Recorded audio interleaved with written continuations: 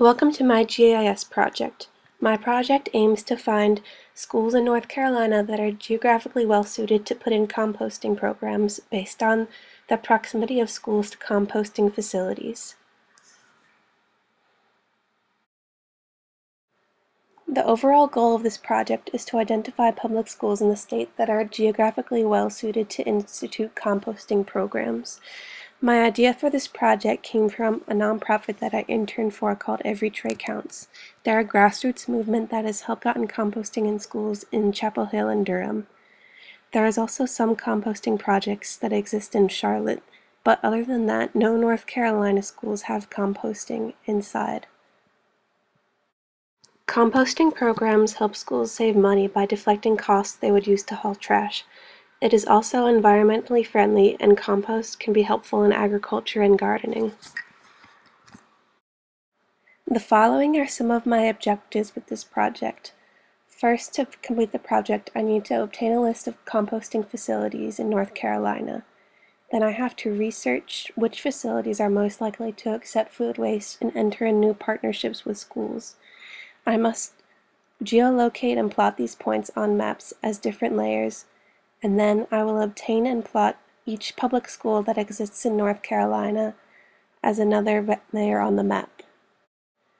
To figure out which schools are the best located, I will make buffers around the composting facility sites, and then use these buffers to isolate which schools are well suited and get their information. I would also like to plot household income information, because those schools that have the most money will have the most resources to put in these programs. Then I will analyze all of the results that I find. This is a map of all major composting facilities that are accepting food waste in the state. I obtained it from the NC Diener. Since my organization has contacts in Diener, we were able to categorize these sites into ones that were most likely to enter new partnerships and those that were least likely. On this map of the state, I have downloaded and plotted the point of every public school in the state. Now we just need to add the location of the composting facilities and begin to do the buffering process. I just wanted to show this as the beginning of what the project is and see how far we will go from this point. This flowchart contains the first set of steps I use for the project. After we have obtained the addresses from which we want to make points, I created an Excel sheet with the addresses, zip code, city, and all other relevant information. To take this list and turn it into points on a map, we also need an address locator. You can make this yourself, but I downloaded a reputable one from the state from the Duke University Library System. This tool allows ArcGIS to recognize addresses from the real world and plot them where they really are on the map. Once we have downloaded this and added it into the system, we go to the toolbox and use the geolocate tool, which gives us our different points on the map. I made two different Excel sheets for the major and the minor facilities. After making the points, I added a 30-mile buffer around the minor facilities, and I created a 50-mile buffer around the major facilities. This is what the map looks like after these steps. You can see the points, which the major ones are green and the minor are orange, and the buffer circles. The map looks fairly busy and jumbled, so I would not present this to the client, but it is a valuable visual representation of the information that I've been talking about.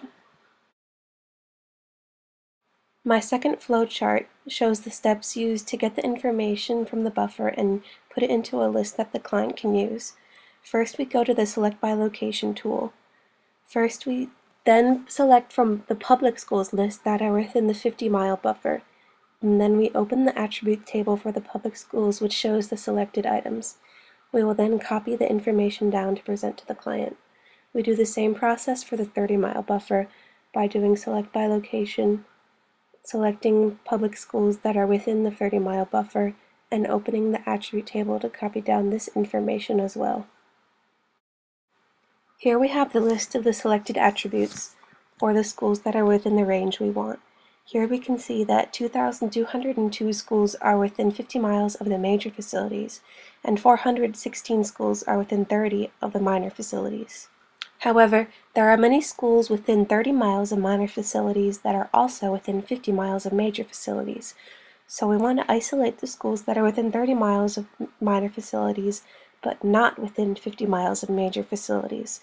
To do that, we create a class of selected features from all the schools that are within 30 miles of minor facilities. Then we take this new layer and we select by location. We select all the schools from this layer that are within the 50-mile buffer. We then open the attribute table to see the selected items. But these are the items that we don't want, so we actually hit switch selection and then we find all the schools that are within 30 miles of minor facilities and not within 50 miles of major facilities. This is the list of those schools. These are the schools we will use as backups to explore after they have explored all of the schools within 50 miles of major facilities, because these schools are the least likely to put in composting programs. This is the map that I would present to the client. As you can see, it has all the major composting facilities as large green dots, and you can see thin buffer lines representing 50 miles. You can also see the points of all the major public schools. Since the lists of minor public schools are important too, I would give these to the client, but not in a map form, only as lists of information that they can go back on once they've exhausted this. From this map, nonprofit efforts can be made to expand composting all across North Carolina in public schools, which is important because habits that kids learn in school often stick with them for their entire lives. One limitation I had with this project is that I could not find reliable raster data of income across the state, which would have made it easier to find which school districts had enough money to put in composting projects. Other obstacles for these kind of projects would be the political climate in the different areas and the lack of knowledge about composting and what good it does for schools and communities. A major data source for me was nc1map.com, which has state GIS data. I got the county outlines and the public schools from them. I got the address locator from Duke University, and they also have address locators for the entire country. The addresses for the composting facilities I got from the North Carolina Department of Environment and Natural Resources.